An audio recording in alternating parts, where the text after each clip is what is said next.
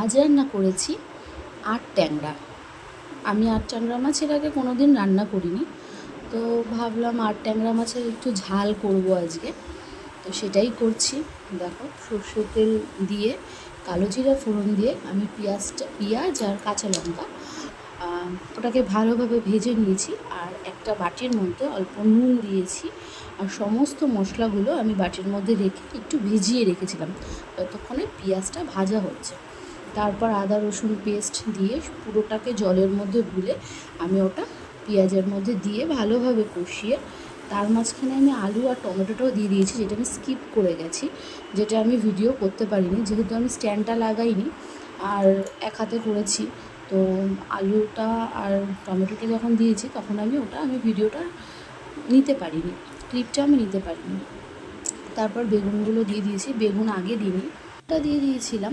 বেগুনটা দিয়ে দেওয়ার পর তারপর আমি মাছগুলোকেও ভালোভাবে একটু নেড়ে চেড়ে হালকা জল দিয়ে দিয়েছি, যেহেতু গামাখা হবে। তারপরে ওপর থেকে প্রায় মোটামুটি হয়ে এসেছিলো, আমি ধনেপাতাটা দিয়ে আমি কিছুক্ষণ ঢেকে রেখেছি। দেখো ঠিক এরকম এসছে।